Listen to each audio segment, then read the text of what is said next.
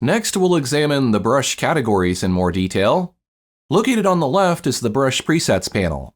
As we learned in the previous lesson, these tools allow us to paint on the canvas.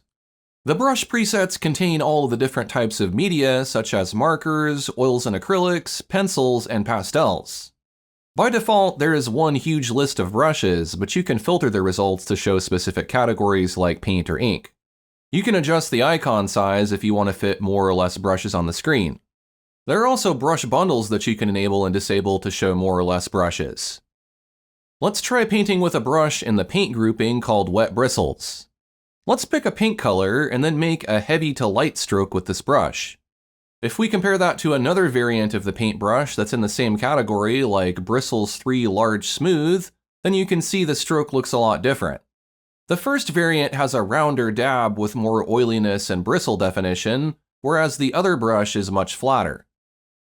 Within this grouping of paintbrushes, there are also a variety of brush technologies. For example, I have basic brushes, wet brushes, and even some texture brushes. Depending on how you use them, the brushes in this category can be used to create an oil, acrylic, or watercolor look. There are even some brushes that are strictly blenders. Because how you might use each brush is fairly subjective, the looks you can get from a brush might be a lot different than what's shown in the brush icon. I encourage you to select some of these brushes and try them out on the canvas to see what they can do. Keep in mind that when working digitally, the brush you select is not a literal representation of the medium it emulates, but rather a tool that gives the effect of that medium. If I select the Sketch Chalk Soft variant, this is not an actual stick of chalk that adds a powdery substance to the canvas. It's just a brush that resembles the look and feel of chalk. Calling this chalk is just a way to describe the properties of the brush. Think of the brush names and categories as a suggestion, not a limitation on what you can create.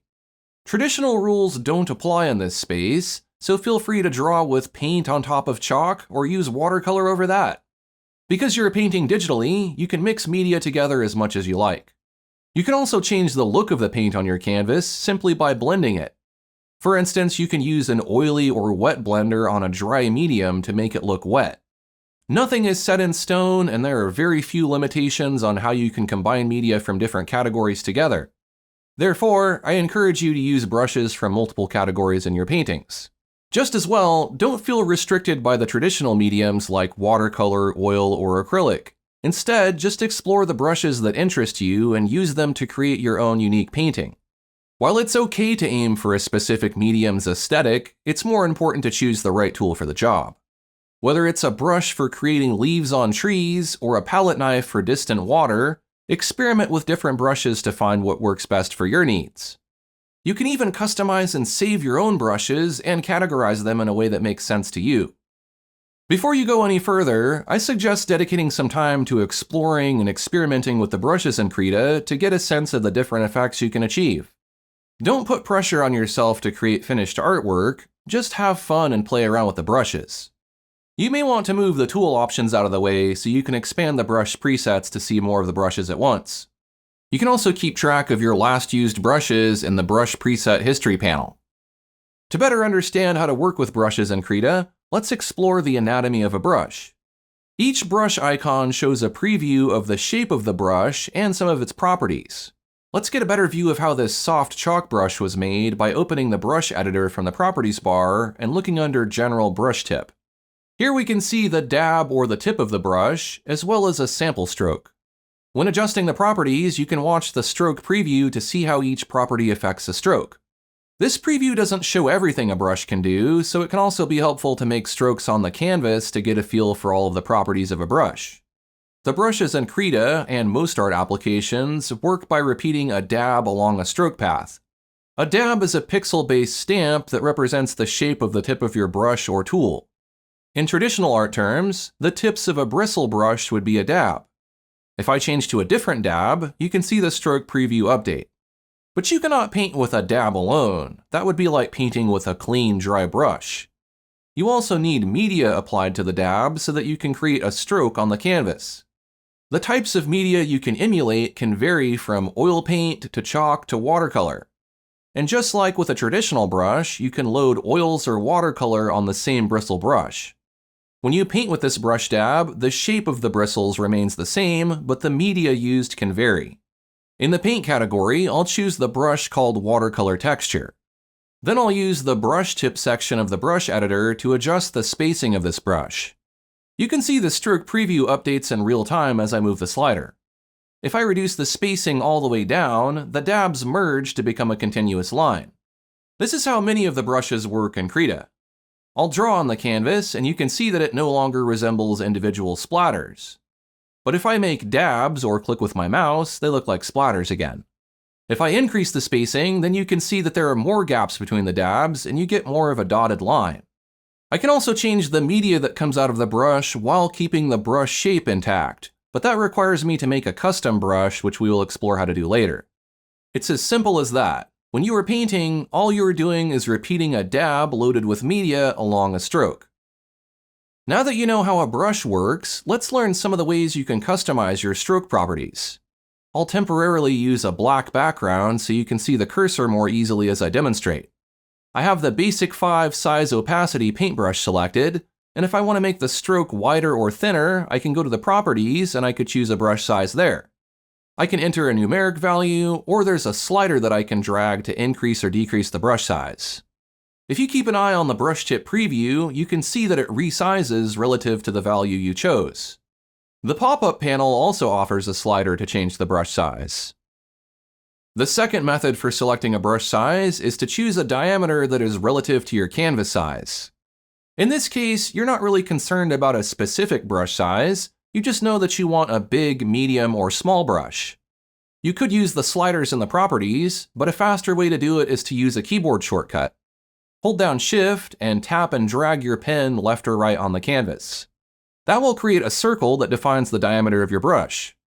In most cases, the visual cue is fairly accurate, but some properties like scatter or tilt may cause the brush stroke to exceed the radius you defined. For example, the texture spray brush far exceeds its cursor. I'll return to the basic 5 size opacity brush. Most of the time, the brush diameter I choose will be the maximum size of my brush if I use maximum pen pressure. Now let's say you have a brush you want to be just a little bit larger or smaller. You can press the left or right bracket keys on your keyboard to change the brush size in increments. You may be able to see that the cursor is growing along with the slider movement. I can even hold the key down. This lets me easily fine-tune my brush.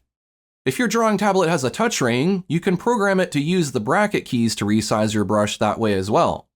There are also arrow buttons in the properties bar you can use to resize the brush. Here's my preferred method for resizing the brush. Rather than using the Shift shortcut on your keyboard, you can program one of the buttons on your pen to activate Shift. For example, I have the Pro Pen selected in the Wacom Tablet properties, and in the Pen tab, I have the button that's nearest the tip of the pen set to a modifier which is set to Shift. The other pen button is set to right-click. So if I want to resize my brush, now all I have to do is hold this button down and drag my pen. I can make a large brush, a small brush, and everything in between. Another way to resize your brush is by using pen pressure, which we looked at earlier. If you're having trouble controlling size with pressure, you may need to calibrate your pen pressure in your tablet properties. I tend to press firmly when I draw, so I set it one notch toward firm. Do the opposite if you have a light touch.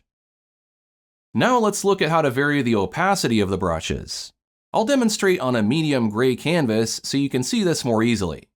I will select the digital category and I will choose Airbrush Soft. If I paint with this brush, it gradually builds up the opacity based on how hard you press. If you press lightly, the paint will be thinner and more transparent. If you press harder, the paint will be thicker and more opaque. We can control the opacity of a brush from the properties bar. Just like with the brush size, we can numerically enter an opacity level, let's say 50%, and now the brush will paint at 50% opacity using maximum pressure. If we set the opacity to 2%, then the paint is not going to be as opaque when we make strokes, and it will take more effort to build them up to full opacity. There's also an opacity slider that we can drag or click on.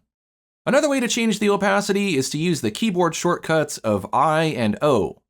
This will modify the opacity in 10% increments. You can even change the opacity with a slider in the pop-up panel. Typically, I build up opacity gradually using overlapping strokes, so I don't usually change the opacity setting, unless I find that a brush is a bit too strong or a bit too weak. Those were some of the basics of working with brushes. In the next lesson, we will be exploring some of the essential functions in Krita, such as choosing color, erasing, sampling color, and saving artwork.